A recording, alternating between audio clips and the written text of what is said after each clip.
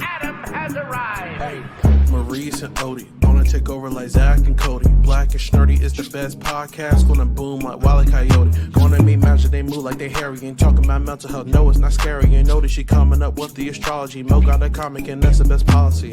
Maurice the goat, talking about animation cause you know. Odie, she moving wavy like the boat. Watching some movies and she taking notes. Yeah, kick back, listen. Black and Snerdy have risen. Upload on a mission. 5 stars, never dissing. Black and Snerdy, ooh. Black and Snerdy, yeah. Black and Snerdy.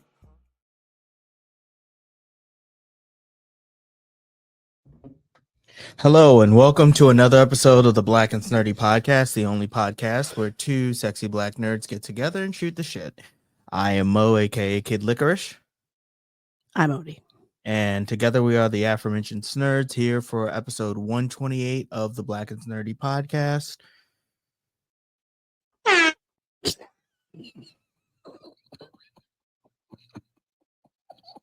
Don't forget to like, share, rate, and subscribe. Look, this episode is going to be a little bit different. Oh my god. Oh, I don't know why that tickled me so much. Well, How are you doing? besides contemplating the end of democracy in this country, cool, you know. Okay. Yeah. How are you doing? Just numb, man. Like I've been numb the last few days. And Really? Why? What happened? Well, I mean, you and I both know what happened. Something I think- traumatic happened this week? I don't know. half of, well, not sadly, not even half of this country realized that something terrible was happening. Something wicked this way comes. About what, 48.1% of the country realized that something bad's about to happen. Look, we mentioned this in the last week's episode. This episode takes place after the 2024 United States election for president, as well as, you know, the Senate, right? And the House and the Senate. Yeah, for the House and the Senate. And you know, it is what it is at this point. So I mean, we could just jump right into the.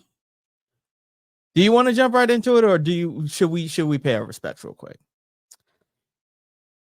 Yeah, I guess because it's gonna be probably the most joy I'll get is saying thanks to some dope ass people. So Yeah. So with that being said, we're gonna just take a quick stop into our RIP section to give shout outs and big ups to those who have passed on. And where are we starting? okay. Our first RIP goes out to Paul Stevenson, the civil rights campaigner who led the Bristol bus boycott, died last week at 87. He organized a boycott of the Bristol Omnibus Company, which ended its policy of banning ethnic minorities from working on buses, which if you're from the UK, I'm sure that you have, hopefully you've heard of this man. If you're from Americas, I could see this is that what he did was very similar to the Montgomery bus boycott, and you know, very important for, it wasn't just Black people, it was all minorities that he worked to be able to have equitable employment. And like most things, when Black people go out to help themselves, they're also going out to help other people, because you know, we are all in this together. Well, some of us. The next person, we have to say R.I.P. to Prince's sister, Tyka Nelson. Her family reported that she passed this past week. And Prince always credited his sister for being one of his hugest supporters and influences. I read one quote that he said that, his sister said, my sister said I could do everything, so I believed I could do anything.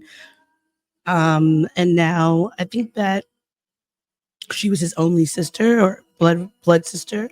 And she has now joined her brother in the Heavenly Gates. So sending out love to their family, because obviously it's hard to lose a child, and definitely to lose, both in a family is very difficult. But she will be remembered for the adding to our pop culture narratives, because without her, there would be no Prince. So thank you very much, Tyka, and we honor your memory. Also, yesterday we were shocked, or yesterday, the day before, we're shocked to find out that the legendary Judith Jamison passed away. And she was an amazing Alvin Ailey dancer. She passed away at 81 years old. She was a member of Alvin Ailey, also directed many of the shows, and also helped to boost its popularity and get it out of debt so that it could still be the extremely popular and important dance studio that it is today. You can go and see they have the every year the Alvin Ailey Dance Studio puts on several different shows that are really beautiful. You could also take dance classes there.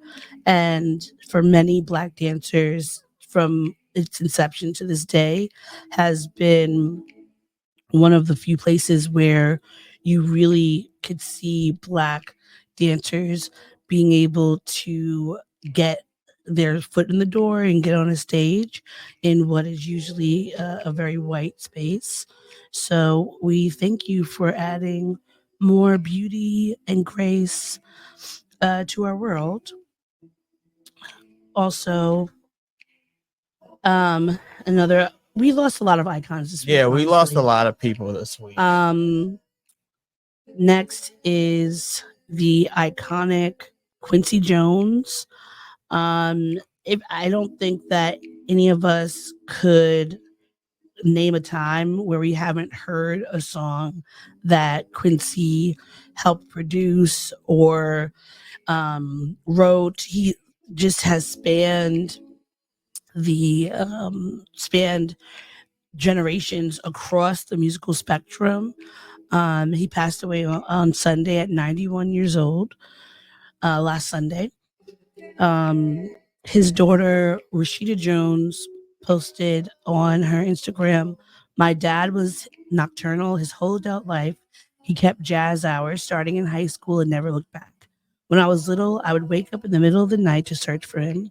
Undoubtedly, he would be somewhere in the house, composing old school with a pen and sheet music. He would never send me back to bed. He would smile and bring me into his arms while he continued to work. There was no safer place in the world for me." And Rashida Jones, her mother is Peggy Lipton, who's also passed away. So we are, send a lot of love to the Jones family. I mean, honestly, there's just so many songs, so many artists. Diana Ross, Michael Jackson. One of my favorite movies, The First Wives Club. Mhm. There's a song in there that's from like the late 50s, early 60s, called "You Don't Own Me." And I didn't know until he passed away that he wrote that song. So whether it was hip hop, R&B, pop, jazz, I mean, there's just so many songs. And I think that outside of Quincy Jones, there are very few people who have been nominated or awarded the amount of like Grammys that he has. Even taking a look at like some of the older people that he's worked with, Ella Fitzgerald, Aretha Franklin, Terry Gibbs, Dizzy Gillespie. These are like Donny Hathaway, iconic people in music, like across the spectrum. Yeah. There's, so many people would not have a career if it wasn't for him. I mean, the things he was able to do for Michael Jackson and the Jackson 5, like that entire family, like we would be missing out on so much pop culture and music without him. And it's just a testament to the musical genius that he had. Without Quincy, you don't get Off the Wall, Thriller, or Bad. I mean, and then all of the music that came out so after that, like all the people who were influenced by his music. So we just, we have to say thank you. Yes, agreed. And last but definitely not least, I believe this came out yesterday and we were, just shocked. But Tony Todd, you will probably know him from the Candyman, passed away at 69 years old. The cause of his death was not shared, but I feel like he's such an iconic, like, villain, or just this like he had a captivating voice, a captivating look. He had an aura about him. Yeah, and he was in so many different movies throughout the years. Had been working for decades.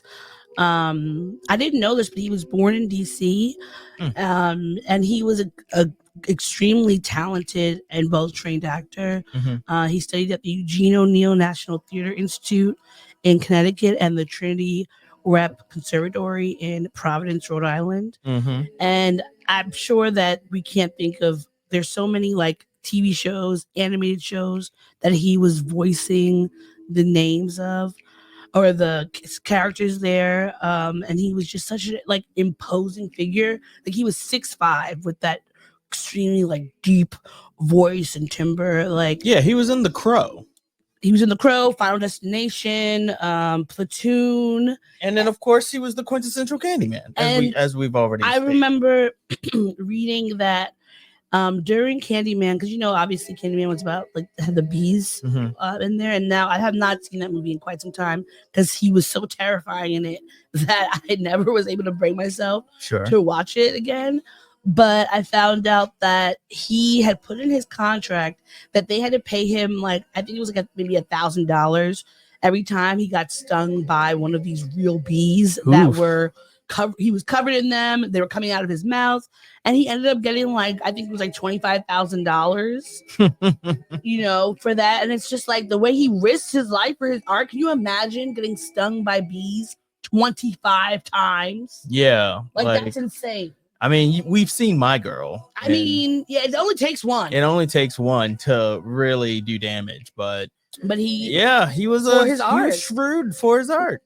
So it's like that caliber of artists and just such a iconic just figure and voice.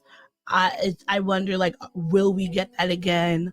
And we just have to say thank you. And he was so young; he was only 69, but he had a long life, a long career in Hollywood, and he created a legacy for himself and for other Black people coming up doing horror. I mean, would we have be able to have a Jordan Peele without having Tony Todd? I don't know, because obviously the Black horror genre is not something that we've been able to get as much of.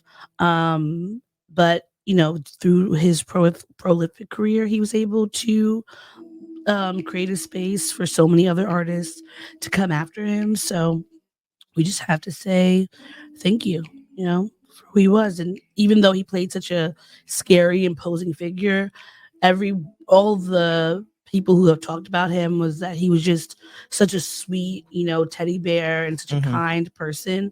And that's what you want to see when someone passes, that they were loved and that they loved the people around them and cared for them. Because really, when you leave, it doesn't matter how much money you have or how many things you have. It's what is the impact that you left on the people around you. So we thank you, and we are raising our glasses to your memory.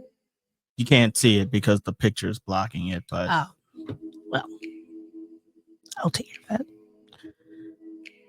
We are raising our glasses to your memory. To all of you, thank you and good night.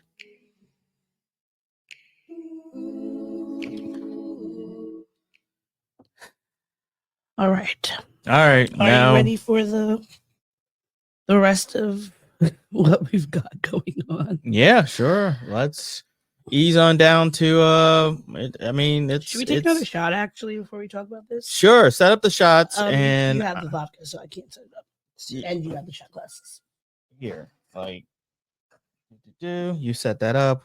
In the meantime, let me go ahead and do this because it is time now for Pop Topics. When you want to feel it's not a big deal, what you gonna pick? Pop Topics. And this week we're talking about the 2024 election results. All right. Before we do that, we are drinking away our sorrows. Yes, we are. So cheers. Well, is it cheers really? What are we cheers into? We're here's. Cheers and jeers. Cheers for fears. All right. Where do you want to begin? Because we could start pretty much anywhere. I think we should start with looking at data. Okay. I have a lot of exit polls. Mm-hmm. So let's check them out. Okay, so this is a voting map. Can you take off the little? Oh, I think I have. Sorry, one of the maps is not here. Uno momento. Pause. Okay. Okay, so you can put the little thingy back up because I'm gonna read this thing first. Sure. So now on November 10th, several days after the election, all of the votes have allegedly been counted because I don't know, I'm still not sure. But we have final tallies of the electoral votes. Trump won 312 of the 538 electoral votes, including all 7 battleground states, and Kamala Harris won 226. Republicans won the popular vote by about 4 million, and that was with 95% of the votes counted. So total votes for now, wait, this is 71 million, right? Yeah, that's a million. Okay. How many people in America? We have several hundred million, right? I mean, are you looking up the population for America right yeah, now? I am. We have. Oh, okay. But see, okay. It says, does that make sense? Right now, the current population data. Well, actually, let me go to the U.S. Census. I don't trust these Google results anymore because sometimes they be giving you weird stuff. So right now, it's alleged that the U.S. population is 337,398,124. That does not say how many people are eligible to vote. Yeah. But I'm on Al Jazeera, and according to them, Harris received 71,708,435 votes, and Trump got 75,581,082 votes. So he got 50.5%. She got 47.92%. This is not. Then there was also obviously third party people that voted for third parties. So, that was why the change. So this is the voting map. Now you can take off the little thing. This is the voting map for 2024. And you can see obviously which are the blue states, which are the red states. I want to say the ones that have these little stripes. I don't know what I that think means. those are the battleground states. Aha, yeah. You're right. Yeah, because Michigan, Pennsylvania, those were Nevada and Arizona. And she didn't win any of them. Yes. Now I want you to look at these. Now this is from. I'm going to show you the map for 2020's election. Very different. Yeah. If you notice, the difference is that Biden won all of the battleground states, I believe, if not a majority of them. Yeah. Now let's look at the exit polls. Now they do these exit polls to see like a breakdown of who voted for who, and like it goes from the macro to like very granular. So we see that for men in general, 42% voted for Kamala, and 53% of women voted for her. When it comes down to race, 41%, or well, let me do it, voted for Trump. For under race, 57% of white people voted for Trump. 13% of Black people voted for Trump. 46% of Hispanic and Latino people voted for him. 39% of Asian people, and 54% of other. Now they do not give us a good deep dive on what other means. Mm-hmm. And I think sometimes like when you really should go and look deeper into what the other is, because it can sometimes it could say that, but the numbers might also be the numbers of those people could be small, because I remember looking at one of the exit polls, and it was saying that like Native Americans overwhelmingly voted for Trump. Mm-hmm. And when you look at the number, the actual number, let me see if I can find. Well, while you're doing that, we also have it broken down by age. Of all of the data that doesn't surprise me the most, it's the education data. Like it college graduate individuals primarily voted for Harris, while no college degree primarily voted for Trump. And just a quick critique, it's just that seems to be her base. Her campaign kind of was based around just her base of college educated people, you know, like that. I feel like that was one of the missteps. She didn't really go after like the swing state votes, the middle America votes, the not non-educated, but non-college educated votes. She didn't go after working class. I wanted to say working class heroes, like gym class heroes, working class individuals, you know, and I feel like that kind of hurt her in the long run. I can't find the article that I wanted to, but go look and read yourself. I mean, I'm not actually like, obviously 2016 we were stunned because we're like, what? Why did this happen? I was not, or not 2016. It was 2016. Yes. This time I'm not stunned. I'm definitely not stunned with the. You're referring to the first time Trump was elected. Yeah, the first time in 2016, yes. I was stunned. Yes. I'm not now, because none of this is surprising. Yeah, like let's look at some more polls. So this one is broken down more so by like gender and what people were.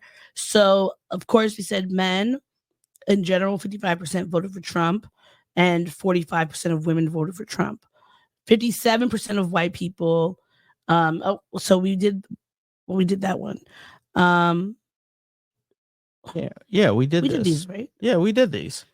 We did this breakdown because I mean, I guess there's more of a breakdown because of Asian and American Indian. That's at the bottom instead of other. So one thing about when they do these polls and they're talking about ethnicity or your race, I feel like it's kind of, I don't know, it's not disingenuous, but I do feel like they're not giving a clear picture. Like many people, or maybe not many, but there's a good portion of people who are Native American and also something else. If I was filling out a boxes and I was allowed to pick multiple boxes, I would put Black and I would put Native American, due to my Native American ancestry. Now, also that could mean that there are white people who have Native American ancestry.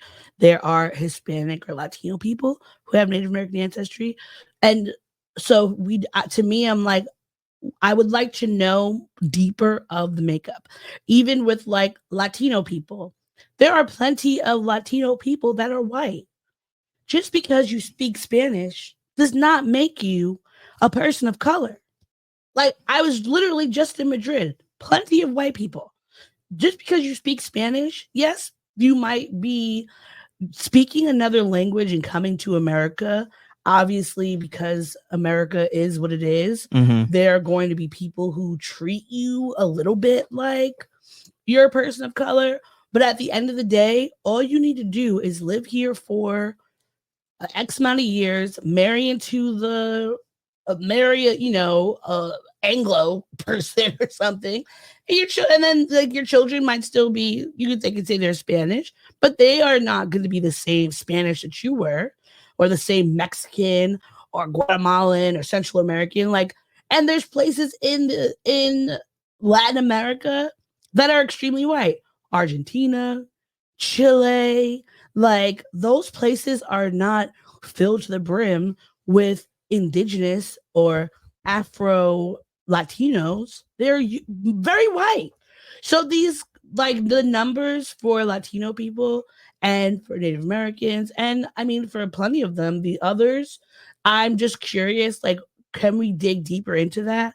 Because yes, I do believe that like Latinos, unfortunately, there is still a lot of internalized racism and colorism that we can see throughout Latin America. But I don't think that is actually a true representation of those who are voting for Latin interests or the interests of Latin America, because he literally just called Puerto Rico a trash bag country. Now, you could have people, just like we were talking about in the last episode, who are immigrants coming from a country and can be a variety of colors, but are only thinking in like their pockets and whatever is going to benefit them. And that definitely happens. But I would just I'm curious for them to go deeper into these polls. But let's look at some other ones. So again, these are goes more into like the the who by gender and race voted for who, and surprise, white men and white women did their big one on this one, per usual.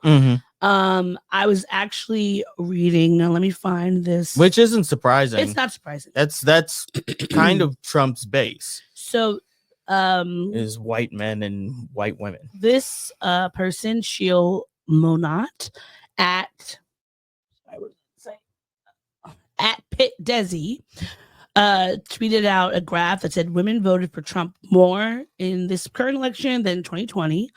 And there's a graph for every tracked group except for 65 plus and white college. Every tracked group except for 65 plus and white college educated women did. Now, you can look this up, research it. It's not difficult to find. All I did was Google it. But it says that on the IBI Times or IBT Times, they said data showed a significant jump in support for Trump in younger demographics as support from those in the 18 to 29 range rose nearly 20%, and support from those aged 30 to 44 rose about 15%. Which again doesn't like that makes total sense. All things considered, he was everywhere. Yeah, you know, like he campaigned everywhere. Like we during the campaign we probably made enough allusions to that he was primarily just going to the South or Southern states or the battleground states or whatever like that. But yeah, that's what he did. He also did a bunch of fucking podcasts. He did Aiden Ross's podcast, and he was on Joe Rogan for 3 hours. She did lots of podcasts as well. I think I do think, of course, that when I think about the white women that voted, I think of there's very multiple things happening at once. One, a lot of these women are still unfortunately living in their own version of The Handmaid's Tale, and living back in 1960, where women were talking like these white women would say, I can't have to wait for my husband to vote. I need him to tell me who to vote for. I can't vote for this person because he'll find out. And that is still happening today. There are a lot of white women who are not free to vote for whomever they like.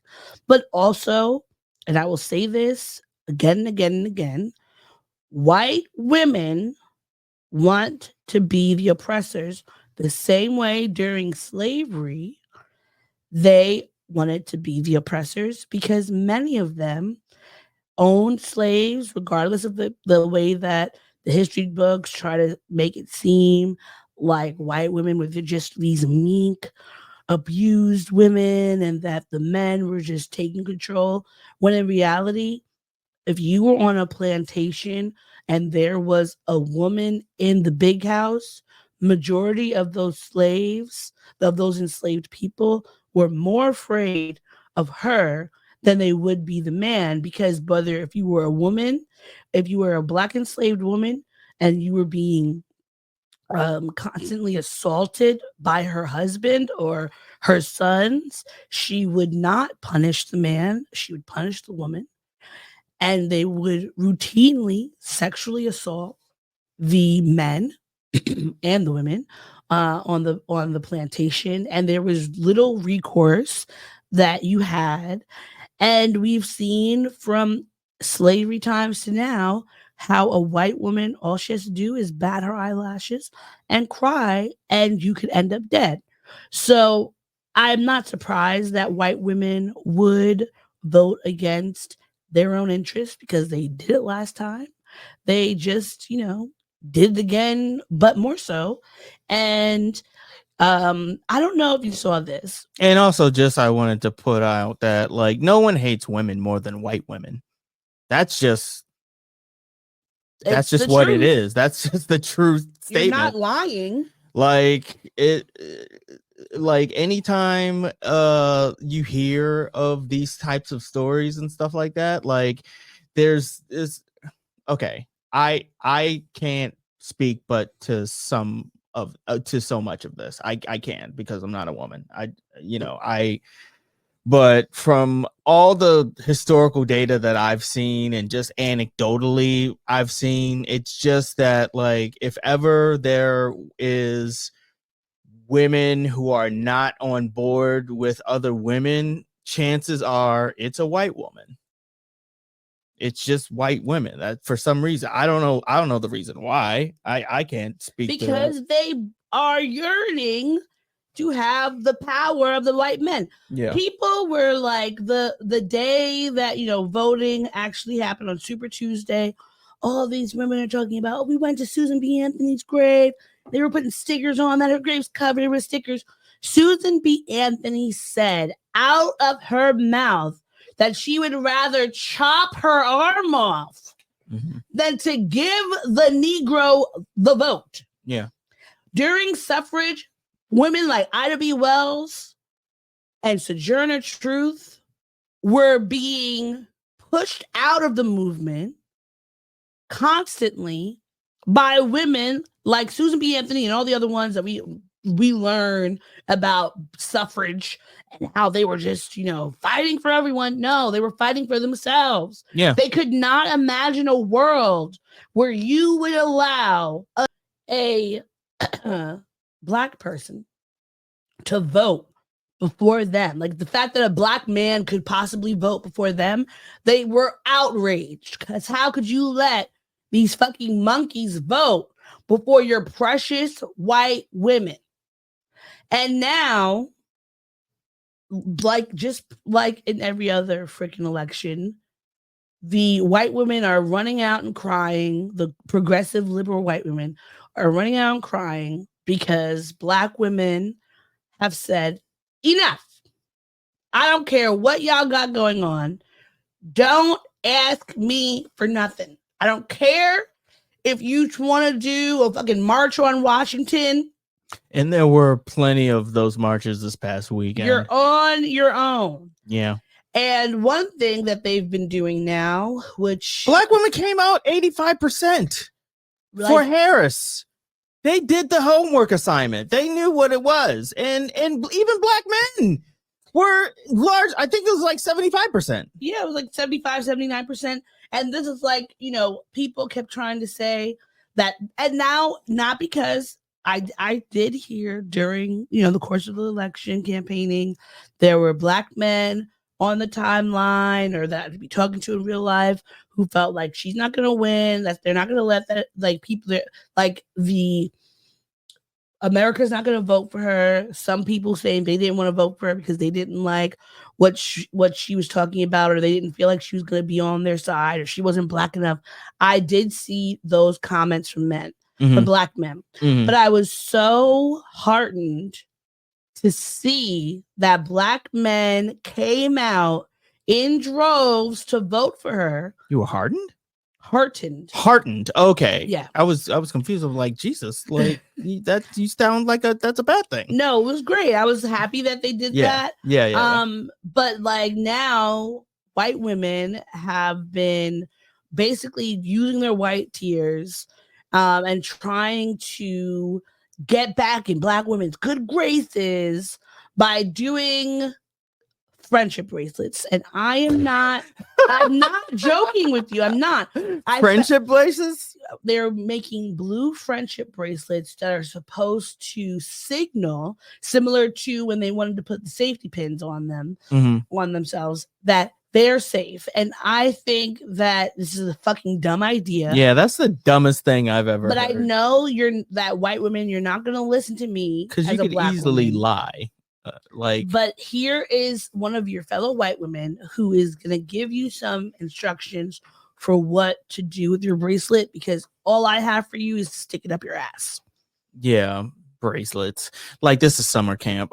Why is the answer and the solution to devastating news always some bullshit like from summer camp? Like, because they think, oh my God, our abortion rights are revoked. Let's braid each other's hair in solidarity. Like, let's see what this TikToker has to say, and maybe you all will pay attention to her, since you don't seem to listen to Black people and Black women when we say anything to you. Let's talk about these blue bracelets that some, especially white women, are eager to wear as a signal of their values. If you're in a conservative area or feeling very disheartened after this election, I get that seeing another blue bracelet around might feel like a small spark of solidarity, a reminder that you're not alone. It might even start conversations to help foster local organizing so that maybe 4 years from now we will be electing our first Black woman president. But that's where the symbolic activism for white people should end. Wearing a bracelet to suggest to non-white folks that you're safe is ultimately performative because it lacks meaningful action, and that's not how you show real solidarity. Especially when so many white voters demonstrated the exact opposite in this election. If y'all are wanting a real, actionable way to show you care about your community, put on a fucking mask. I've been masking since 2020, and I promise you that people know exactly what that stands for. A mask shows you respect science, care about public health, and genuinely value the safety of others, especially those in marginalized communities who are disproportionately affected by preventable illness. So yes, girl, wear that bracelet if it inspires local organizing, but don't frame it as a moral high ground, because it's not. Instead, put on a fucking mask, at the very least when you're sick or traveling. And if there are any Black women making these bracelets, consider supporting them just as they showed up for us when it mattered the most during this election. That's all. I mean, that's it. 'Cause, I mean, I don't care. Maybe I might make an Etsy page to put up some blue bracelets so that y'all can pay me money. I mean, look, that's actually a pretty good side of all of the side hustles that I've heard of recently that my friends are doing. This one seems like it would actually generate revenue. Yes. Oh boy. If you Folks. Yeah. Where's the lie? Yeah, so I feel like white women they constantly just want to get on your nerves. Mm-hmm. They're like that little kid in class who will raise their hand telling the teacher that she forgot to collect the homework, or will get your pizza party revoked, or do some other bullshit that's going to cause everyone to look at her because I'm so sad and I'm crying because I'm having such a bad day. Bitch, you did this. Were you out there telling your family and friends to vote? Because they're the same ones you'll be wearing this blue bracelet laying up next to Chad, who you're talking about, what are we going to do? And he's talking about voting for Trump. You're not divorcing him. You're not leaving your families and being like, fuck y'all for voting for this man, and I'm about to go create another community without you. It's all we can do. We can have two sides of the coin in one place and we could be a family. No, there's no way that I would be waking up to a man. First of all, he's already a man. So first of all, waking up to a man in general is like you're already due some reparations. Number two, waking up to a man who is a Trump supporter, you are out of your mind. You are. And there's nothing that I can't do anything for you. Nobody can do anything for you. It just is what it is. But let's look at some more polls. Which one did we look at before? The ages.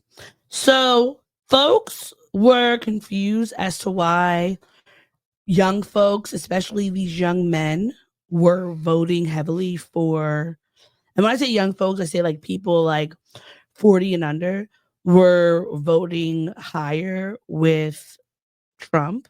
And I don't know why any of you are surprised, because the fact that 42% of people 18 to 24, at least all of the people under 30, it was close to 50% were voting for Trump.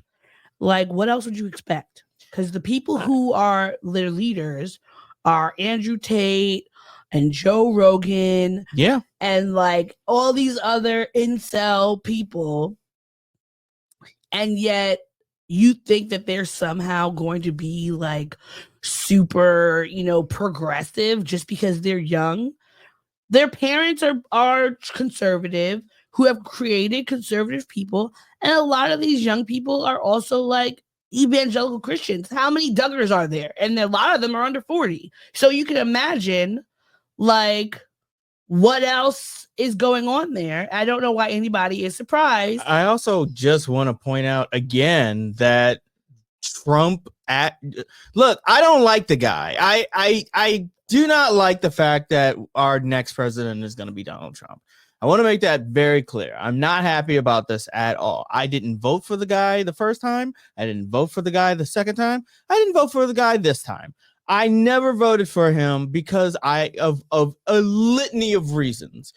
I have to, at the very least, acknowledge from an objective point of view that he took the shotgun approach of campaigning and marketing himself everywhere to everyone, like top down, bottoms up, like from the olds to the youngs. Like he was everywhere. I can't emphasize enough that this dude went on Aiden Ross. You're familiar with Aiden Ross? No.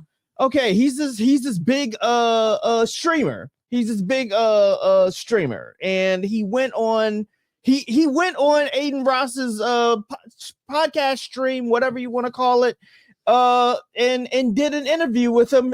Aiden Ross is target demographic is like young men, like young people. So like he did that. You know what I mean? Like, and with these interviews, especially with the boring ass Joe Rogan interview, it was boring as hell. It's 3 hours. I'm sorry, you can't make 3 hours that interesting. But at the very least, he went on there and Joe Rogan, weirdly enough, he kind of humanized Trump.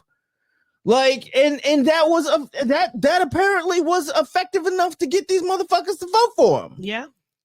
Like, it's the way that Trump can be, he's an idiot. We know he's dumb. He doesn't do anything. He doesn't know how to work or be any kind of like real productive citizen. But he's objectively funny and charming. Like, he's a Gemini. We know how to talk. We know how to talk to people and like say the things that they like.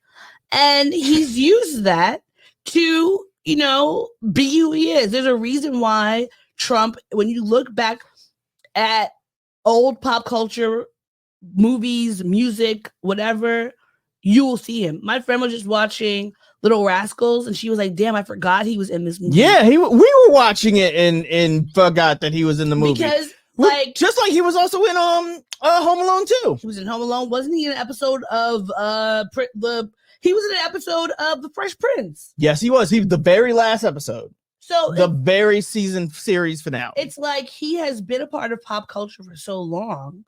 He knows how to work things. Like, he didn't get to where he was by being both an idiot and like unlikable in certain senses.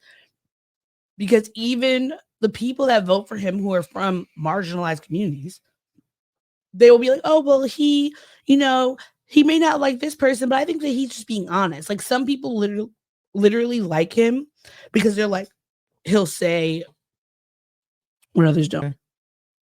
So, I mean, you know, I'm not surprised. Now, looking at these more exit polls, they did some stats on people's income, and too many people, like the amount of people that make $200,000 or more that voted for him was only 45%. But the amount of people who do not make the money that is going to help them and like these tax rebates that Trump is alleged to give people, like, if you're not making $200,000 or more, that's not going to do anything for you. All this inflation, tariffs, all the costs of production and manufacturing that are going to go up. That if you are on the average American makes like less than $100,000 a year, you are going to be paying for that. And there were some after the election, you have the general, you know, posts of like, my cousin and my husband and this person I know said this thing. But there were some going around, they were saying like, oh, you know, my husband's he works in like manufacturing, and they said they're not going to get their bonus this year because the tariffs are coming up, and people are like, what's tariffs? Now, whether that's real or not, I'm pretty sure that is something that folks who are voting for him do not realize. Like, what are tariffs? That means if we have something manufactured in China, that when we get the product, we, the consumer, is paying the extra money on the tariffs. So when things start going up, it has nothing to do with what the cost of the labor was in the place that we got it. That is the amount of money that we as American citizens have to pay. So if everything is going up, like, inflation is already insane. You already are paying $20 for eggs. And this shit is going to go up, let alone the amount of regulations this man is probably going to push back that are going to create even more chaos and more inflation. Because if people are dying due to E. coli and McDonald's burgers because the FDA has less restrictions than before, what do you think is going to happen to your fast food? It's going to go up. The same as with your fruits and vegetables. We're already having E. coli and other diseases going into the food that they're coming back talking about. You can't buy bagged lettuce. You can't buy this food. You can't buy that food. What do you think is going to happen to your grocery bill if it hasn't already gone up? Yeah, but like that is probably what's going to happen. That's most likely what's going to end up happening. That is not what Trump campaigned for. You know what I mean? Like he pandered all the, he's like, hey, inflation is terrible underneath Joe Biden. Like, I'm gonna do better. Like with no plan. With with only concepts of a plan. But even still, like his marketing was just better.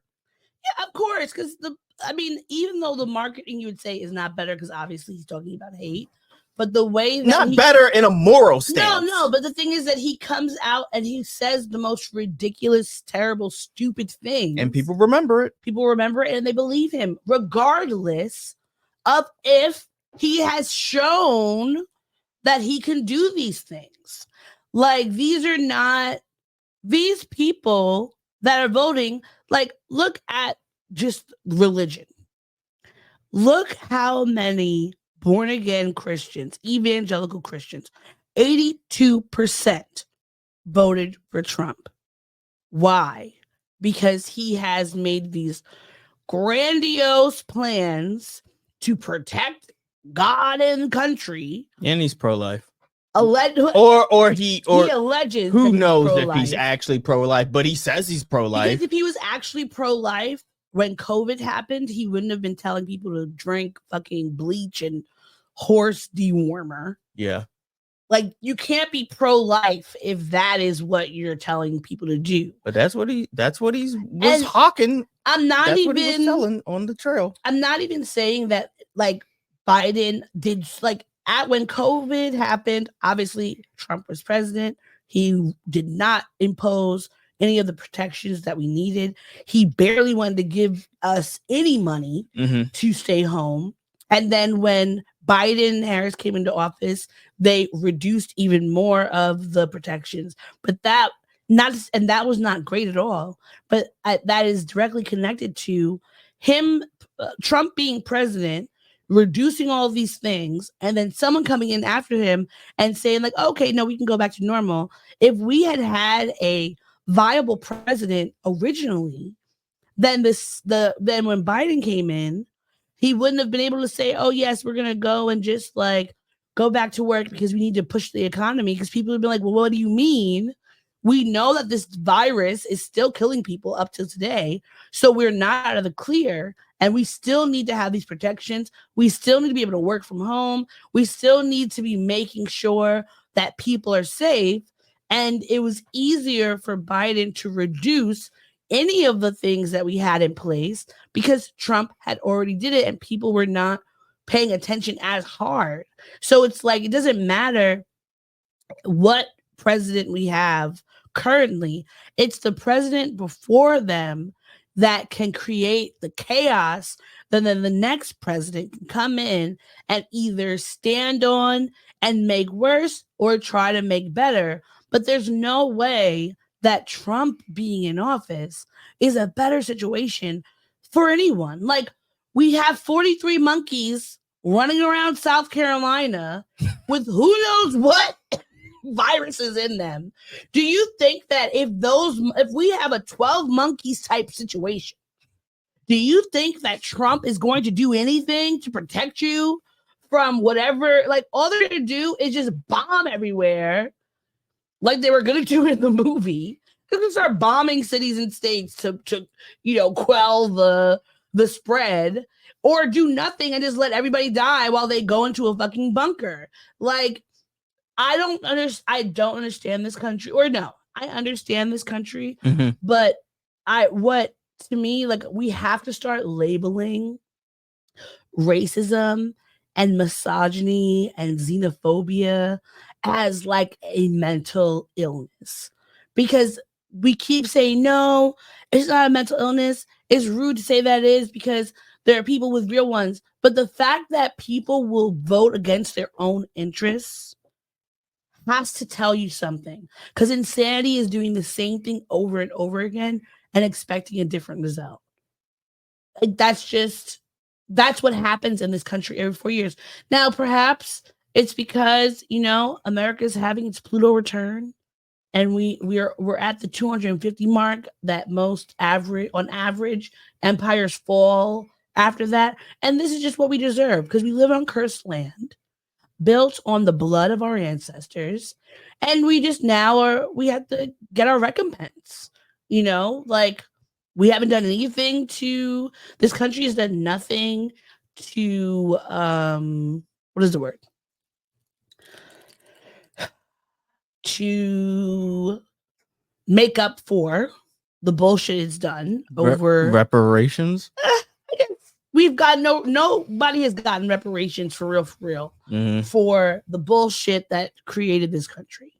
So that maybe the ancestors are just like, all right, well, y'all don't want to do anything different. Might as well just crumble, might as well. Because people keep saying, like, oh, we survived the last 4 years, we're going to survive the next 4. That's not true. Plenty of people did not survive Trump's term, whether it's because they died of COVID, they died from racial abuse, they were deported, they died in or they were denied camps. or they were denied access to America because of the ban. The Muslim ban. Remember the Muslim ban? The Muslim ban, the Africa ban, like the ban just across the world of people who were not white. The amount of people who have. Sorry, I just had a funny thought. What was it? Like, Trump is going to ban. One of his things on his platform was banning migrants and getting the migrants out and everything like that. And how much do you think that your strawberries are going to cost without the people who are coming in to work on them? Do you think that they have to pay Americans actual minimum wage to do this work, that they are going to stay the same price? They're not. All your shit's going up. Yeah. Not to say that we should not be paying migrant people lesser wages, but like the fact that most Western countries,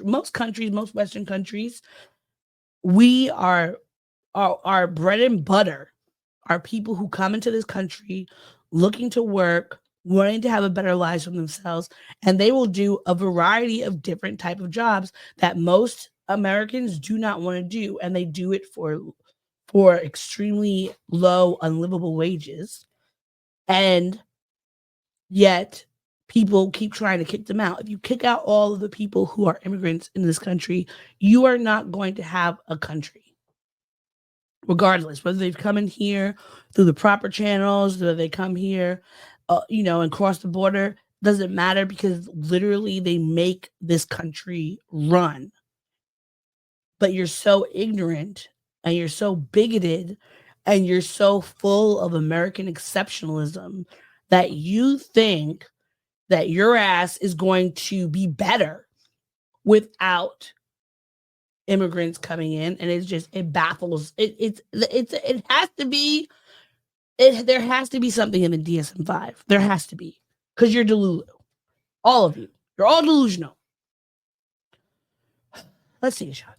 Okay, let's take a shot. I was gonna say that because he ran on bands, he could have used the song "Bands to Make Them Dance,"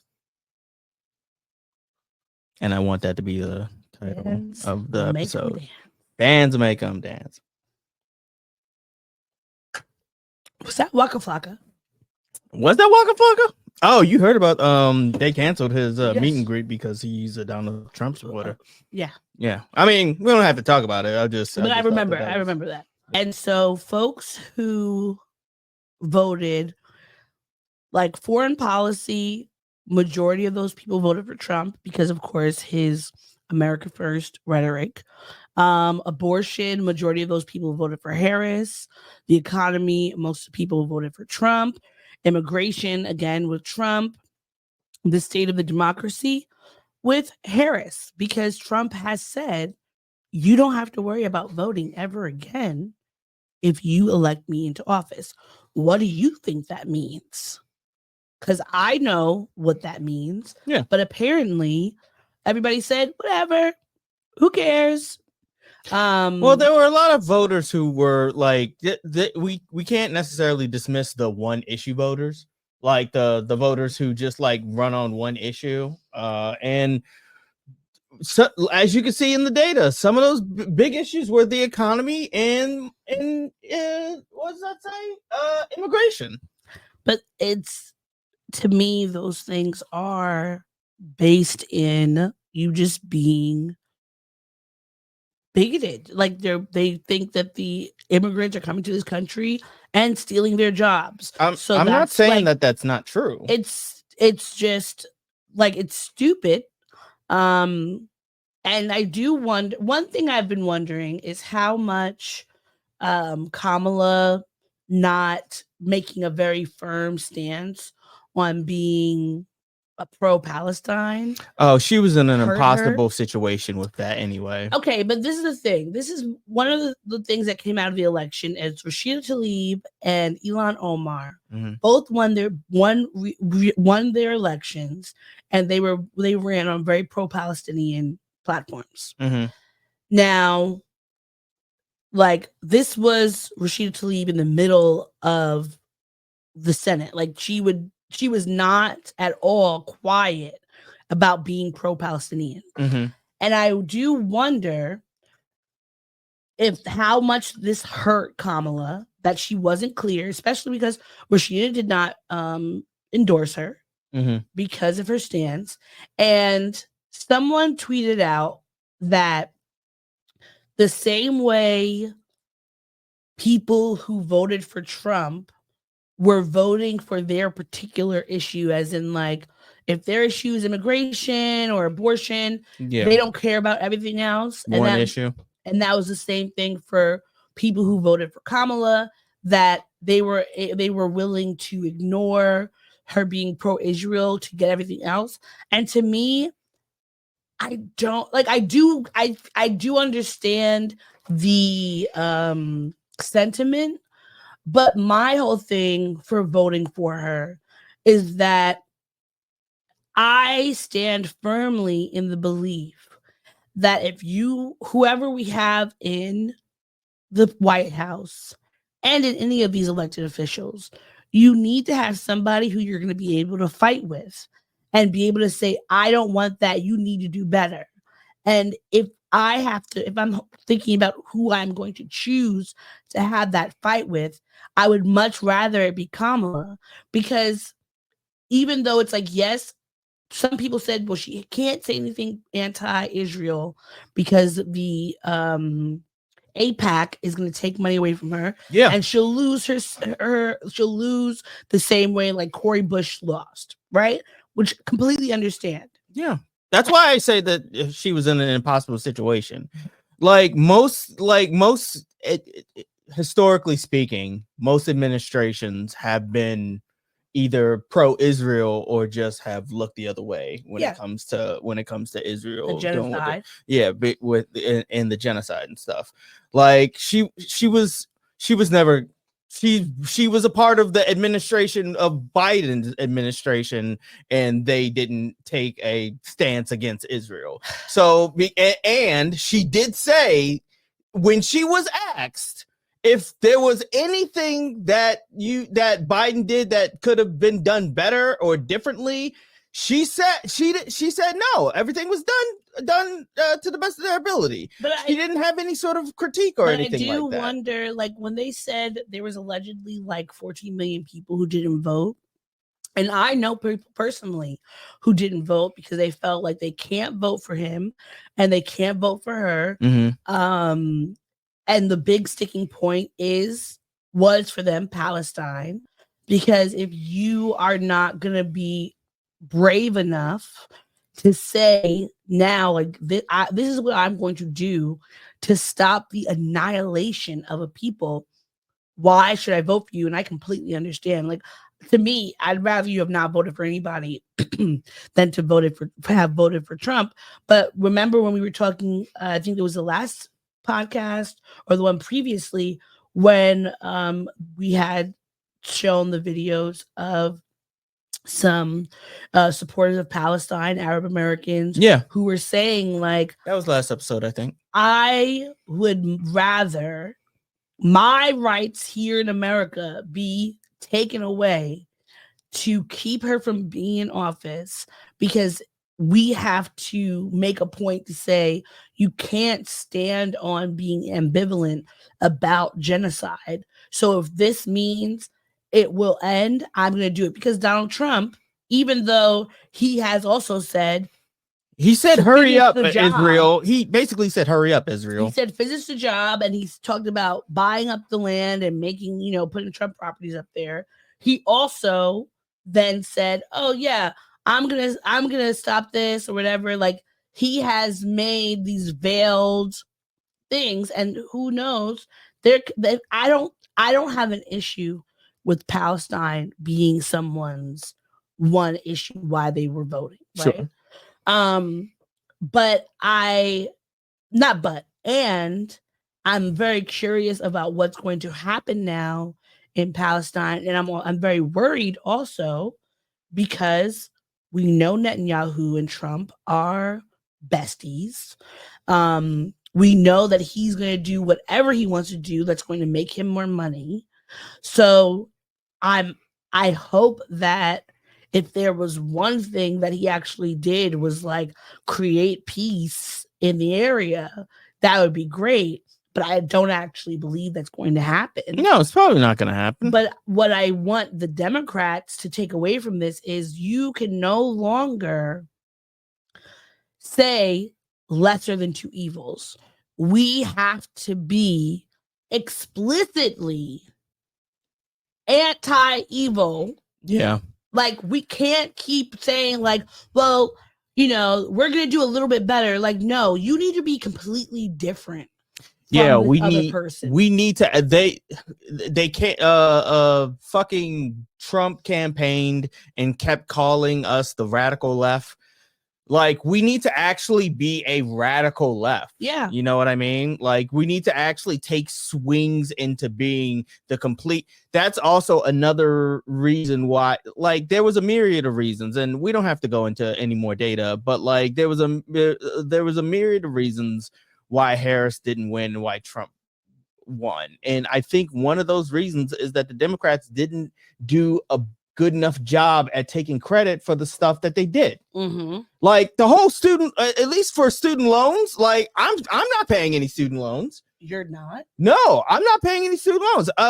They put, long story made less long. They paused it during COVID. Mm-hmm. And then once COVID was over, like Biden was looking to clear student loan debt. He did clear some student loan debts for some people, not necessarily for me, but a lot of people, including myself, have been placed on like some weird permanent for deferment. To me, what they need to do is, when Biden was saying he was not running for re-election, he should have done what he said he was going to do during his campaign, which was clear out student loan debt for people making under a certain amount. They should have codified certain things into law. And then we could have worked backwards from that. But there were certain things that are difficult. And even like looking at the Senate map, now, like this is a very ugly looking map. Yeah, it is. Because the Republicans have more. The Republicans have more seats currently. And it's just, that's not good. This is not good.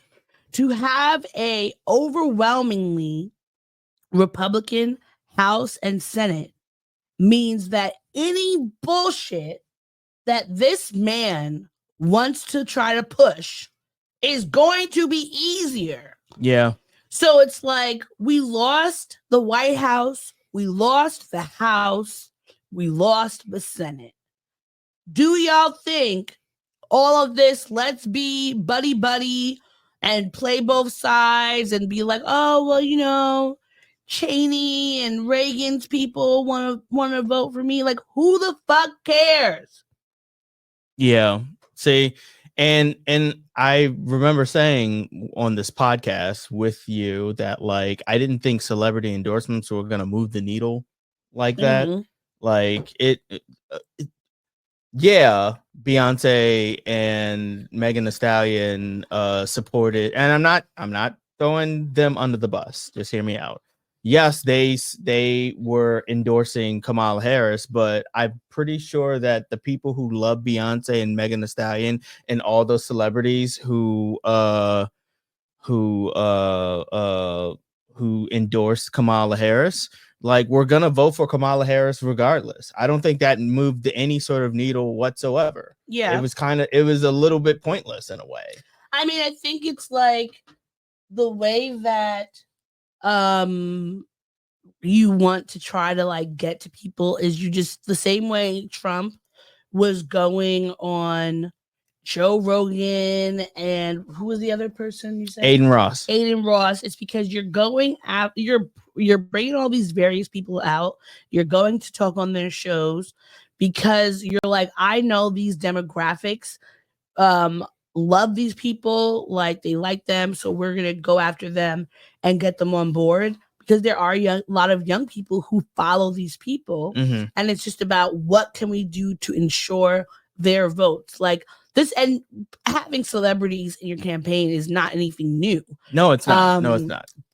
Candidates have consistently used celebrities to do that for quite some time. I can't think of there's been no campaigns during my lifetime that I can remember where we didn't have, big names in entertainment, giving their votes for people.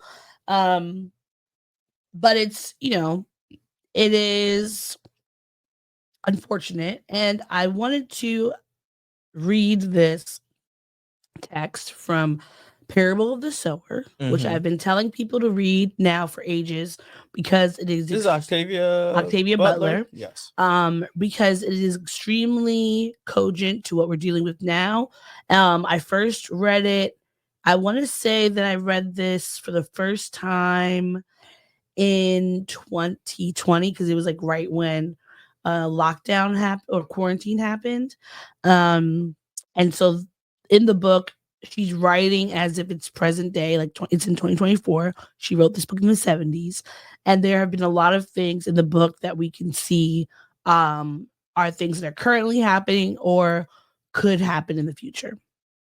So this is an excerpt from the book that is, and the book is in like a diary, so it usually has the dates. So Wednesday, November 6th, 2024. President William Turner Smith lost yesterday's election. Christopher Charles Morfith Donner is our new president-elect. So what are we in for? Donner has already said that as soon as possible after his inauguration next year, he'll begin to dismantle the wasteful, pointless, unnecessary Moon and Mars programs. Near space programs dealing with communications and experimentation will be privatized, sold off. Also, Donner has a plan for putting people back to work. He hopes to get laws changed, suspend overly restrictive minimum wage, environmental and worker protection laws for those employers willing to take on homeless employees and provide them with training and adequate room and board. What's adequate, I wonder? A house or apartment, a room, a bed in a shared room, a barracks bed, space on a floor, space on the ground. And what about people with big families? Won't they be seen as bad investments? Won't it make much more sense for companies to hire single people, childless couples, or at most people with only 1 or 2 kids? I wonder. And what about those suspended laws? Will it be legal to poison, mutilate, or infect people as long as you provide them with food, water, and space to die? Dad decided not to vote for Donner after all. He didn't vote for anyone. He said politicians turned his stomach. Now, in the Parable of the Sower, she talks about this, this president, Donner, and his slogan is "Make America Great Again." Mm-hmm. Which to me, when I read that, like honestly, I tell you, I had such anxiety after reading this book because too many things were lining up with what we were currently dealing with. And this book came out when? Hold on, I'm gonna tell you the exact date. Yeah, the Sower, Octavia Butler. So this. Oh, sorry. The book did not come out in the 70s. This book came out in 1993. That's still, but that's still futuristic beyond its years. Yeah, like, and when people, there's this Instagram or Instagram account called Octavia New, and it just talks about like just taking things from her writing, where she's talking about both in Parable of the Sower, and in the sequel Parable of the Talents. She's writing about what the world could look at fast forward, how many decades. And there were so many things happening in this book that are coinciding with what we are currently dealing with, that people were saying like, oh, was Octavia Butler psychic? And how does she know all these things? And before she passed away, they would be interviewing her and asking her about what she wrote. And she's like, I'm not psychic. I don't read the future. All I can do is look at the patterns that we have and go off what I could see happening, because the way that this country is going, we are not moving into a place that is more democratic, more equitable, more safe for anyone and everyone. It is going into a place where we are literally just waiting for the other shoe to drop, and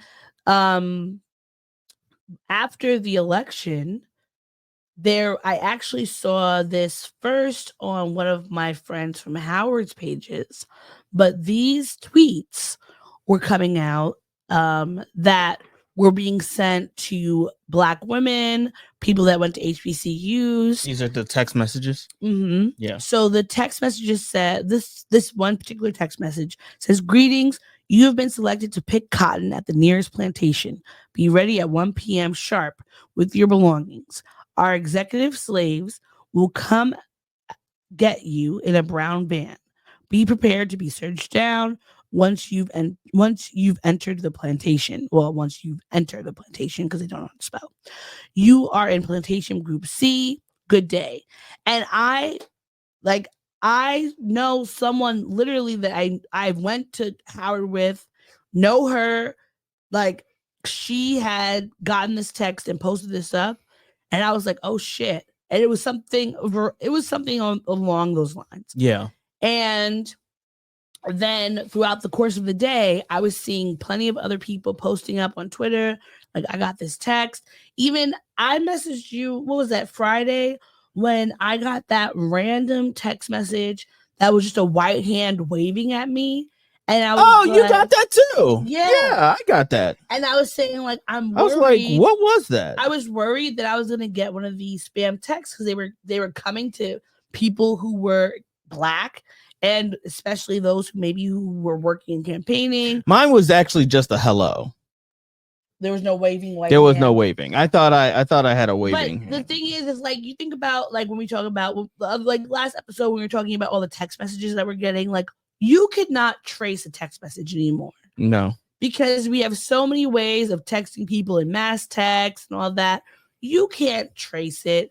You don't know where it's coming from. You don't know who has your data. Yeah. And even though these can just be text messages, it's still scary in the way that, like, it's playing off of people's fears. And I was worried about what was going to happen if Kamala won, how safe she was going to be, how safe we were going to be as Black people, as Black women.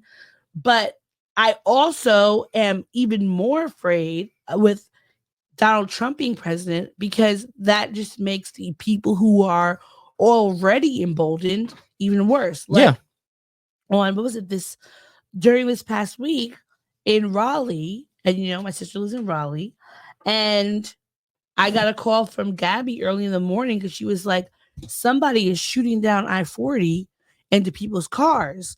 And literally it was the day of the election, I believe, and the day after, there were separate cases of people shooting at cars. And it's like Raleigh, that whole triangle area is one of the areas where it votes blue. It's very progressive. Yeah. But you are surrounded by people who voted for Trump, you know? And that to me is why I'm like, when my family's like, oh, you should move down here. And I'm like, that to me is scary. Yeah. Like being because surrounded you're by trapped. them, you're trapped. Like, let's be honest. Like, New York always goes blue, but we know where people upstate vote for. Long Island, Staten Island, even parts of Southern Brooklyn. Yeah, we know what it is, but at least we're not like fucking trapped on all sides with it. You know what I mean? So it's like, to me, the worst part is that, like, we do not know who is behind, who we're talking to, who we're looking at. We don't know what anyone's intentions are, and that's the part that really worries me. Yeah. Was there a I wanted to ask you this because we went out the night of the election. I got off of work and we met up and we were hanging out to watch the results. Was there a moment when you knew that Trump was going to win? Yeah, but I started crying. Okay. Yeah.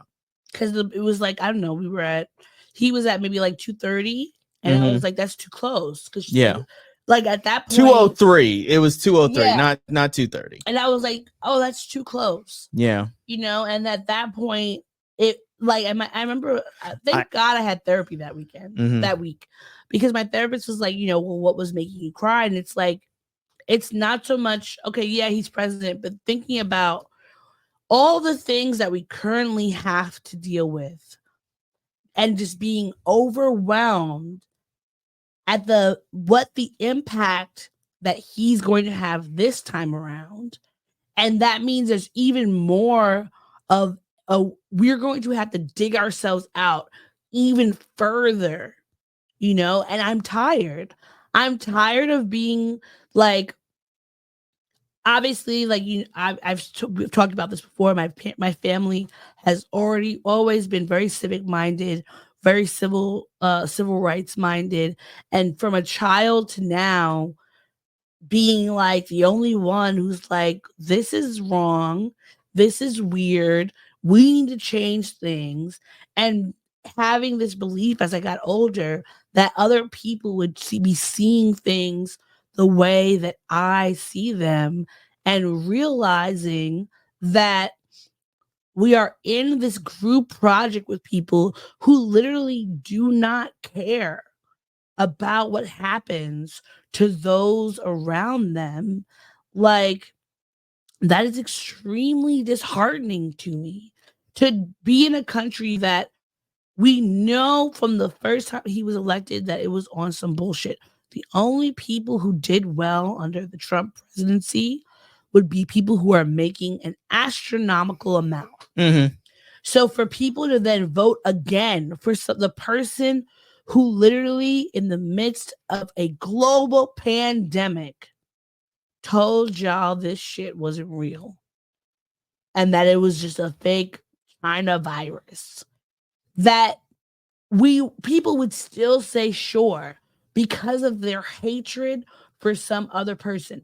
And whether that hatred is due to trans people, queer people, immigrants, women, Black people, like, that is so disheartening to me, to think that, like, when I'm walking around and I see all these babies and these little kids walking around, and to think that somebody hates them so much and hates me, my like being here so much, that they will be fine with living under a fascist regime, and not even like a fascist regime that's actually going to like make their lives better. Like, y'all are still gonna be fucked, but you're just like cool with it because you hate somebody so much that you're going to chop off your nose to spite your face. Yeah. I can't fathom that kind of hatred, that kind of idiocy. Just like, you really don't actually care about yourself. But I think that's what America is built on. Yeah, this is America. Like, that's just what this is. Like, none of this, everything that you just said is awful and terrible, but like also not surprising in this country. Remember how like you know how like a lot of the anime that I watch, anime comes from Japan. Mm-hmm. And you know how like a lot of the anime that I watch takes place in schools, and they wear uniforms, and they, you know, they have specific shoes for school and then outdoor shoes, and they stay after to clean the classrooms and everything like that, because they're instilling at a young age this idea of like unified collective like pride in their country and state, in where they live and everything like that. And unfortunately, like, we're just so fucking individualistic and not hedonistic. We're individualistic that we don't, like you said, we will cut off our nose to spite our face. We're not thinking about anybody else. We're not thinking about the kids. If anything, like, at best, we're not thinking about the kids. Yeah. We're not thinking about the future. We're not thinking about the children. Would somebody please think of the children? We're not thinking about them. At worst, we're saying, fuck those kids. It's all about me. I mean, but that's, I think, what being American is, because American, specifically like white Americans, have created a society where you have to think about yourselves. They push this idea of being individualistic and doing it for yourself and pulling yourself up from the bootstraps. Yeah. Meanwhile, they have never had to do any of that, because from the moment they came here, they were being aided by Native Americans, murdered them. They were having enslaved African Americans and Native Americans, murdered them. And then everybody else that has come to this country, they have found a way to force them to Americanize. So it doesn't matter where you come from in this world. The idea of community is so far-fetched because it's hard to have real community in America. Thinking of like even the Great Migration, the amount of Black people that have had to forcibly move themselves from the South just to save their lives. Then you come up north and it's hard for you to have the same type of community. And then even when you created that community, what happened? They put all the police in there. They put drugs in there. They have, you know, all of these random laws that will take you out of your community. And then you have to do things by yourself, which is not like nobody on this world is self-reliant, because you can't do anything without other people. We work with other people. We live with other people. The way that all these things we have created are with other people. Your self-reliance is a privilege. To be able to say like, oh, I went to school, I studied hard, I did this, I did that, but you wouldn't have been able to do any of those things without someone else. Like, that's just, it's impossible. We are all in a community together, but Americans, we live in a society. Like, you can't, it's not just one person. There's nothing like that, just doesn't happen. It doesn't work. But she has Instagram, Twitter, that I like. She's a teacher and she does words of the day. And I thought this was very apropos for what we're dealing with right now. Hi, Auntie Bev here with another word to help you build your vocabulary. The word is cacistocracy. It's a noun. And cacistocracy describes a government run by the worst, least qualified people ever. Using it in a sentence, I would say, Any government, including the United States, could become a cacistocracy if the wrong candidate, the least qualified candidate, is elected into office. Cacistocracy. And I want to thank my TikTok nephew, Lavert the Bassman, for reminding me of this word. Cacistocracy. And you know what I question?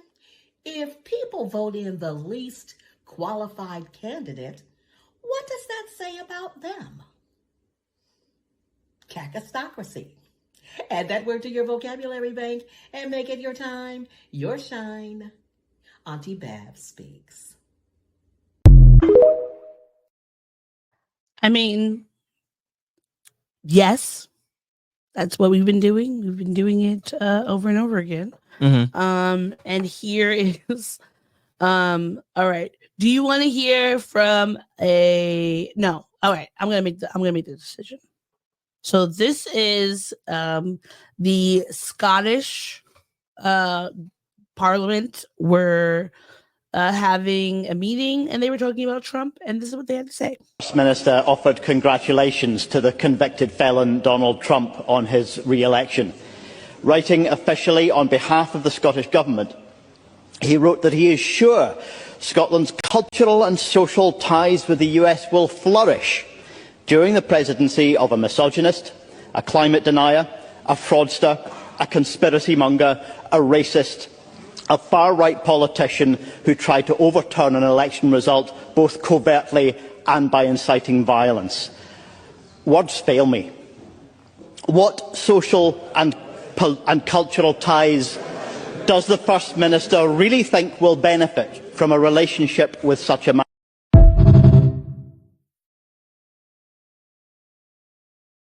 I mean, that is what people around the world are thinking about us. I remember when Trump first got in, my cousins in Germany were like, they were not coming to America until he came out of Nobody should come visit America. Like, wait, what? No offense, but all of this has made me realize, what does America have that is so great that it makes you overlook the awfulness of our president and everything that he's about to fuck up? Porn. You know what I mean? Like porn. We have even porn. I would say an argument could be made that even American porn is leagues behind other areas of porn. Have you seen African Sex Club? African, yeah. I told you I don't like they're always ashy and they have terrible bed sheets. Yes, you're absolutely right. You're absolutely right. But they have a wide range of women. Yeah, but it just always feels like people are they're not excited about it. They're not excited about it. And I don't even, there's like lots of types of, there's queer, there's straight, there's varieties, but it never feels like people are actually interested in it. You just feel like they're doing it because like they need to make money. And I don't like that type of porn. Okay. Like if you're not, enthusiastic consent, like I'm excited to be here, I don't want to see it. I would argue that maybe that could be a critique of some other thing. Like, you really need to make it clear that you're excited to be doing this thing that you're doing. Yeah. Like if you're doing this, you need to be excited. You need to. Who wants to it's watch? not enough to just look sexy, y'all. No, you need to be not excited. Enough to be able to squirt. Nobody cares about like a penis going into a vagina. Yeah. It's about like, these people look like they are just having the best time of their lives. So much fun. If it's not that, I don't want it. I don't want that in any part of my life. You need to be looking like you're having the best time ever, or else what's the point? Yes. And now to one of my favorite social media folks, Rashonda, has some poignant things to say about this election.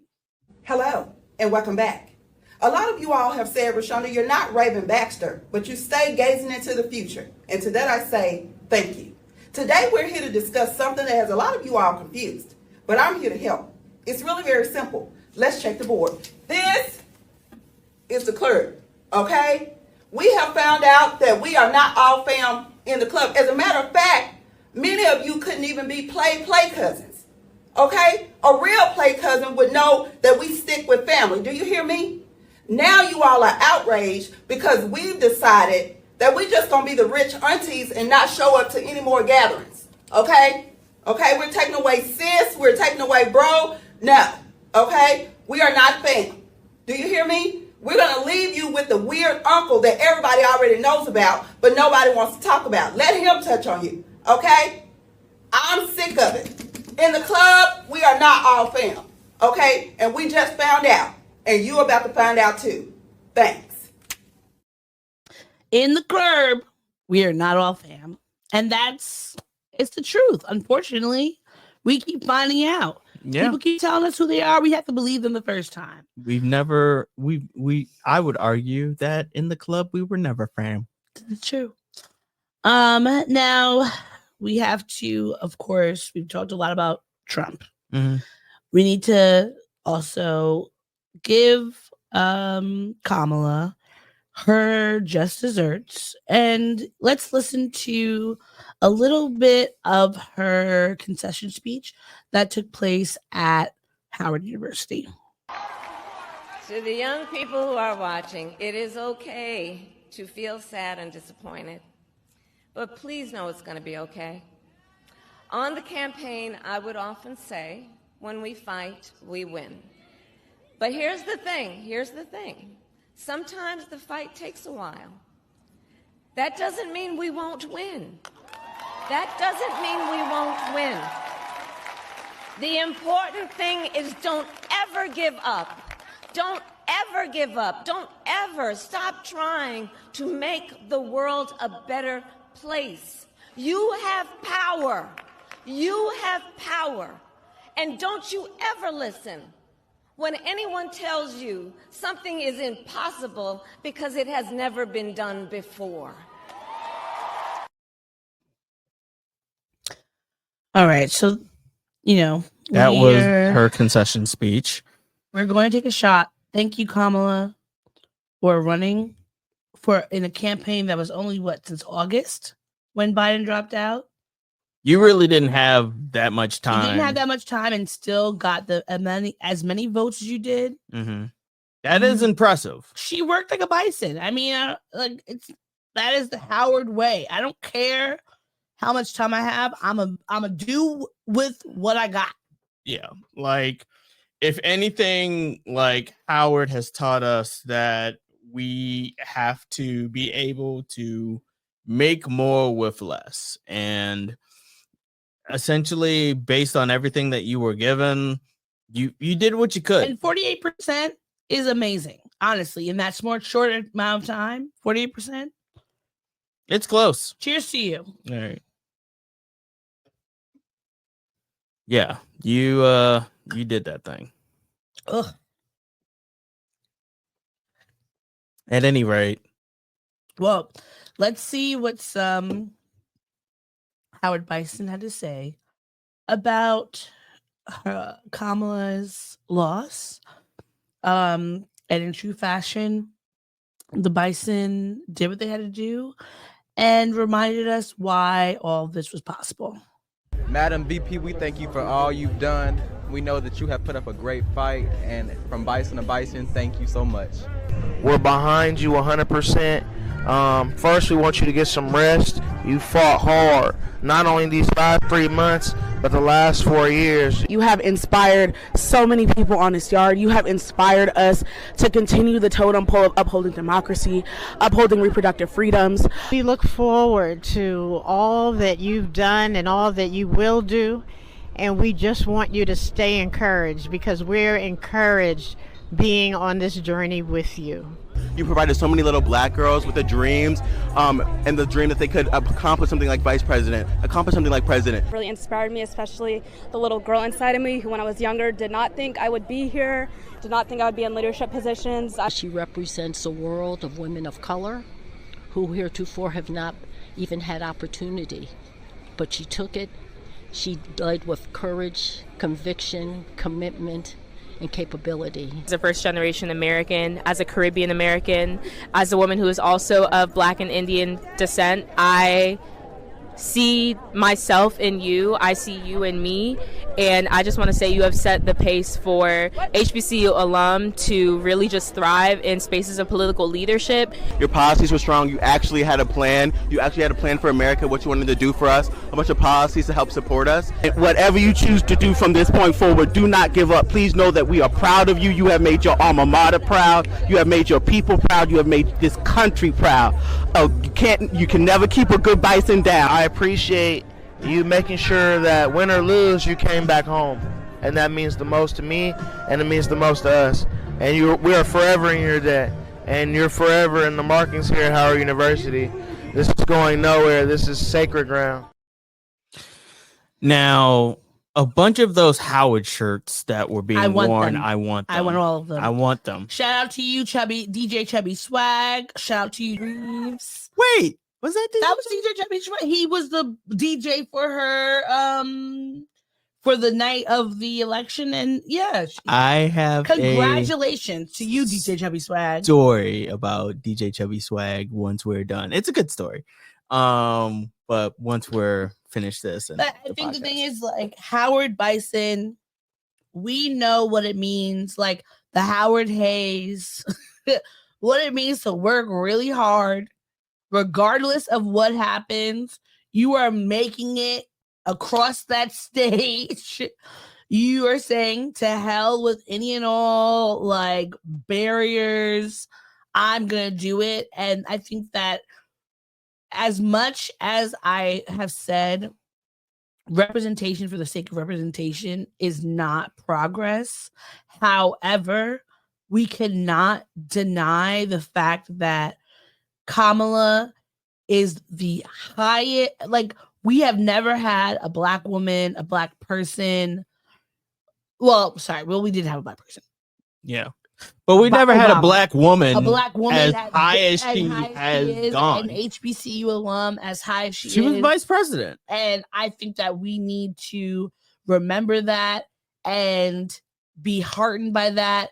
And like she said in her speech, like, just because you, like, it doesn't matter if you are the first as long as you are not the last. Yes. And I think that this election has definitely spurred more people on to be in their power, to sit in their truth, and to go after what they want. Because at the end of the day, it doesn't matter who is against you. You can go for it and you can do it. And that's just what it is. Because even with her having a campaign for the short amount of time that she did an amazing job. So it's big ups to her. You know, there were, of course, things that I had took umbrage with, that I thought she could do better at. But at the end of the day, like, she put it all on the floor. She did it. And that's all we could have asked for. She did as good a job as she could. Like you said, I think that there were things that her and the Democratic Party in general could and should have done better, and need to use this as a teachable moment for the future. Yeah. But she did what she could. Like I said, like, given that she didn't campaign for like multiple years, she only had a few months to campaign. Like, she inherited Biden's bullshit. Yeah. You know, some for lack of better words. That Biden should step down, make her the president just for the last few months. And then, you know, maybe, who knows what she'll do during that time. I think that's a great idea. That would only be like a month's worth of things. Yeah, well, why not do it? Who cares? What else are we going to do? America is crumbling. Who cares? Yeah. Throw it all out at this point. Just do whatever. It's real Linkin Park. Just, you know, I tried so hard and got so far. In the end, it doesn't even matter. I had to fall to lose it all. In the end, it doesn't even matter. I don't know the rap. Me neither. Yeah. One thing. I know one thing. I don't know why. It doesn't even matter how hard I try. It, like, One day we need to have a conversation about the emo periods that we had. Oh my God. We all, definitely need every to have black an emo person, show.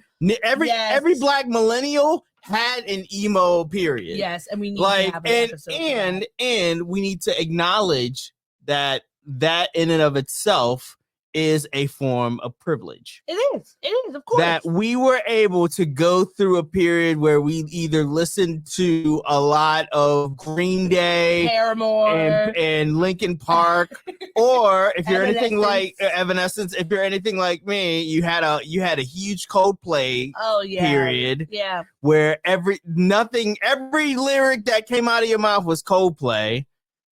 Oh God. It was, it's what it is. It is what it is. Now, I do want to play these two things. These are Reading Rainbow is the overarching topic. The theme. So this is what I want you to remember when you think about when you're voting in the midterms and moving forward, how who you vote into office can have a direct impact on you and generations to come. Tell us about that. Well, when PBS took Reading Rainbow off the air in 2009, primarily as a result of No Child Left Behind. That's a story that a lot of folks don't get. Yeah. Okay. So No Child Left Behind is doing exactly that. And so the mandate is to teach kids how to read, the rudiments of reading. And there was no money in the budget to encourage, to foster a love of reading. And so Reading Rainbow got... So it seemed more like a luxury than education? Exactly. That's crazy. Well, that's, look, we have spent so much money on the machinery of war in the last 10, 12 years. We are having to make really ridiculous choices. And we're sacrificing our kids. Literally sacrificing our kids. So think about all those people who were going to school around the time of Child Left Behind. They have all been left behind. Yeah, No Child Left Behind. They are all left behind. It doesn't matter. They were left behind because look at how they're voting. These are the children. But this one part this was something that I would say I would have during part of our what made me happy. But this did make me very happy. So I wanted to share with you all as a reminder that it does not matter what anybody takes from you, who you are, what you do, and what you put out there can create a legacy of its own. So you should never shy away from putting out your art, saying your truth, being who you are, because you never know who's listening. I grew up on you. Take a look. It's in a book. Reading Rainbow. You have freeway singing. I can go anywhere. Things to know and ways to grow. A Reading Rainbow. That's crazy. Now, Reading Rainbow. That was Freeway, one of the iconic Philadelphia rappers. Rappers singing Reading Rainbow to LeVar Burton. But just thinking of imagine all the children who were impacted by Reading Rainbow. I recently watched the Reading Rainbow documentary. And it's just generations of children who were impacted by that helped foster a love of reading. And I will stand on this until the day that I die. America has purposely made people stupider so that we will not know what's going on and so that we can elect people like Donald Trump. Because people are not civically minded.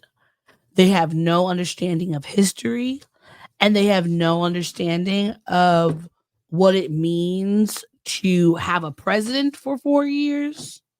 So it's if you want your child to, at the very least, just have a basic understanding of education, they want to remove the Department of Education. And teachers right now are talking about how people are in their classrooms 5th, 6th grade, can't read, can't write. And that's just because of parts of it is due to the pandemic where we were in quarantine and parents had to teach their children and it did not go well. Just think about, who do you want to be your doctor, your lawyer, your fucking, weatherman in 30 years? What sort of background and foundation do you want them to have? Please, in the next 4 years, do one Democratic Party. Give us some people who we actually want to vote for. Number one. Yeah, that's the big thing. Like, we need like a person. You know what I mean? Like the way that Obama was that person. We need somebody. But also not somebody that's just gonna uphold like the Republic. We need someone who's gonna bring hope and get us jazzed about voting Democratic. And listen to who the people want. Like, the reason why the Democratic Party fucked up was because y'all lied about Biden being off his rocker for how long, and then you gave us Kamala as the candidate. We didn't have a democratic process, and it's like, at the end of the day, Kamala is the most qualified was the most qualified person in this election, but because she was a woman, because she's Black, because she is a child of immigrants, and all the other litany of things that bigoted people hate, they did not vote for her. Because as someone, obviously, I did not agree with all of her things, all of her policies, all the things that she said okay to, but I knew that if I was going to choose somebody, I needed to choose someone who I would be able to spar with in the ring, and that would be her, compared to Donald Trump, who literally does not care about anything. So whatever you try to fight him with, it was going to go over his head. But we need to actually have somebody. And not Newsom in California, because he's fucking crazy. Newsom? Not Gavin Newsom, the governor of California. Yeah. Oh, why not him?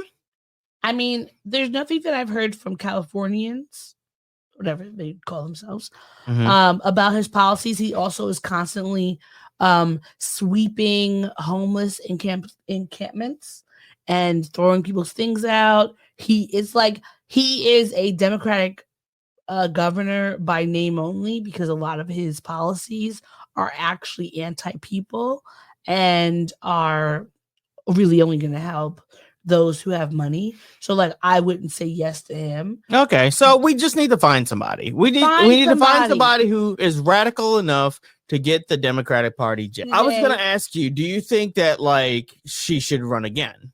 Yeah, why not? Do a proper campaign. I think that for multiple years and I would be do fine with a her lead up doing to it. A proper campaign, but also there are plenty of other women of color, regardless wherever you are on that color spectrum, that we do not need to just only keep the people who we've seen. There can be somebody else to do something to push the needle forward, and we have to actually think about that. We have the midterm elections coming up. Yes. So it's important for you to vote Democrat for those. Also, vote locally and be aware of your local elections, because a lot of the things that will definitely impact you are happening locally. Exactly. Within your government. And it could be things that you don't even really hear about on the news, but even say in Long Island, they just voted for, in Nassau County, they voted for a mask ban, so that you walking around with a mask to keep yourself from getting sick or to keep other people from getting sick is not allowed. Those are the things that you need to be in your local election fighting for. Yeah. Because what's his name? I don't remember the guy who, he's gay and he was a drag queen, but also he lied and swindled a bunch of people. I know who you're talking about. I don't remember the name, but he's coming from Long Island. Yeah. He was the Republican Party's oh, look, we have a gay person. identity politics. And yet he won, but we saw what he did. It was terrible. You need to be out there voting for those very low level, even if it's just comptroller, even if ombudsman, it's whatever, ombudsman. You need to be voting for that, because those people will rise in the ranks and they will get to the point where they could actually make laws for you and your family. Yeah. And we need to make sure that people who are getting elected are going to be doing things for all of us, not just some of us. And it's like, for me, I feel like the thing that's frustrating is, as a Black person, specifically a Black woman, I know that there would be no civil rights anything if it was not for us. Because every civil rights movement, whether it's Black people, obviously us, but queer people, women, immigrants, people who just are not billionaires, Black people, specifically Black women, we go up for it. We will vote for it. We will make it the thing, because we know that we Black women are the lowest priority for the American government. Sure. So if we make sure that there's something that's going to help us, it's going to help everybody. Yeah. Because there's no civil rights movement across the board where it didn't start with Black women. We would not have equitable pay, so many of these various workers' rights, if it wasn't for Black women. Sure. Because we were the ones out there doing all this bullshit and saying enough is enough and having to fight against it.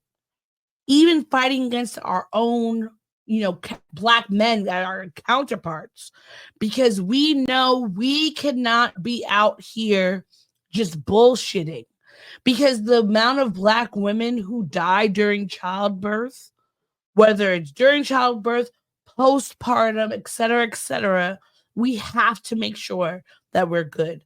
Being paid equal, equitable wages, Black women are still the least likely to be paid on par with our white counterparts, whether it's women or men. So I cannot choose to find these little bits and pieces that are not within my orbit to be like, whatever, I don't care about them, because it doesn't matter what happens to them. I'm going to face the brunt of that. Hence why Black women voted the way we did.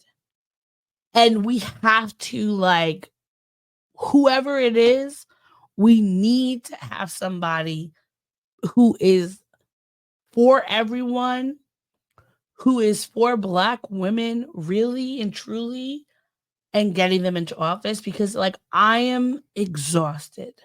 I am tired of having to constantly hold this country on my back, because unfortunately, Black men, regardless of whether they stand with us, they do not have the issues that we have weighing on them, because they do not have children. Unless you are a trans Black man, you do not have children. You don't have to worry about your reproductive rights. You don't have to worry about, domestic violence in the same way, or any of these things. I am tired of holding this world on my back, which is why so many are I'm about to leave and get out of here. But at the end of the day, even leaving is not helpful, because you leave, you go somewhere else, you might be living the good life, but what about all your family that's left over? Sure. When I think about my father left his country at 24 years old, and that it was just leaving. What do you do when you're constantly seeing what's happening back home? That is still a secondary trauma that you're experiencing. And what am I supposed to do when I have siblings? I have nieces and nephews. I have cousins and all those people who I love who are here, I can't just say, oh, I'm about to like head out, because they're still going to be experiencing all of these things. And I'm just going to be out somewhere else, like, oh, whatever, who cares? Like, that's just not what happens. So either you deal with the trauma here or you deal with the trauma wherever else you go. But we have to find a way to like do better, be better, and actually work for our interests. And I am not opposed to Black women saying, I'm just going to have to do for me, and this is what it is. Because at the end of the day, everybody else is going to benefit from us being selfish, because when we get something, everybody else is going to get something. Sure. Agreed. So I don't want to necessarily leave things on a downer. Like, obviously, do what you can locally in your local elections, local government, volunteer, campaign, canvas. Do what you can on grassroots levels. Yeah. But I want to read something. Okay. That I hope will be apropos to what we're feeling. And give us a nice positive message. And it is also related because it's tied to Quincy Jones. All right. I hope tomorrow will bring a better you, better me. I know that we'll show this world we got more we could be. So you should never give up on your hopes or your dreams. You got to get up, get out, get into it, get it on to be strong. If we try, we could fly to a whole nother place. All we need is belief and a smile on our face. We can go anywhere. We can go anywhere we want, any road we decide to take. And we're never, never, never too far from tomorrow today. If tomorrow is light in a place where there's none, then know that now is the time to have faith in us all. We're all in this world and we all can belong. We got to get up, get out, get into it, get it on to be strong. Okay? Yes. How do you feel about that? I think that is very true. And we just have to remember that. And we have to remind ourselves that, like, there are things bigger than us that we have to remember and work towards, because we are all in this together. Yes. And those were the words by the young Tevin Campbell. Written by the late Quincy Jones. Produced, I think, by the late Quincy Jones. All right. Yeah. So if y'all know, that is Tomorrow by Tevin Campbell. Definitely go out and listen to it. It is something that I've been listening to recently to cheer myself up. So yeah. Oh, good. Yeah. There's lots of ways that you can cheer yourself up, and sometimes you just gotta we fall down, but we get up.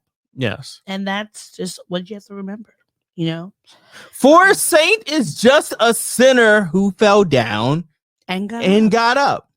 So here we are. We're gonna have to do what we have to do and take care of ourselves, and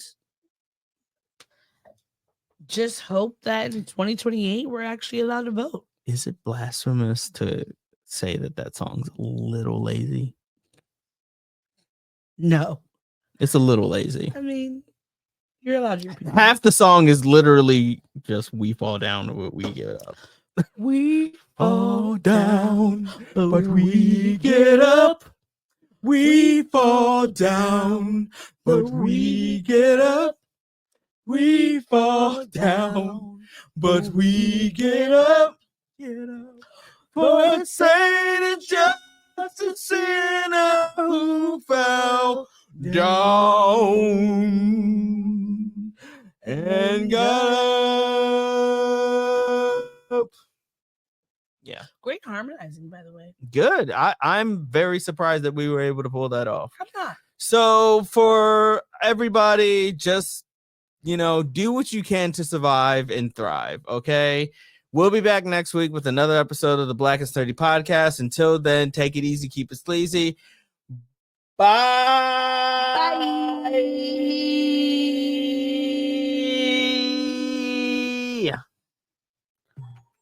Thanks for listening to the show. If you'd like to contact the podcast, you can reach us via email at blackandsnerdypodcast@gmail.com. You can also find us on Instagram and TikTok at Black and Snerdy Podcast, as well as on Twitter at Black and Snerdy. You can find me, Maurice, on all social media under the handle Licorish is Legit. That's LICORISH is legit. And you can find me on Instagram. It's ThatSOD_THATSOD.E. And on Twitter, THATSOD_E. And don't forget to like, rate, and subscribe to us. Tune in next time to the Black and Snerdy podcast, where nerds of a feather flock together. Remember? Bye. Boy. Not yet. No, this is keeping it. We're keeping this in. Don't forget to take your meds and your subs and drink water. Bye. Bye. I actually want to keep that.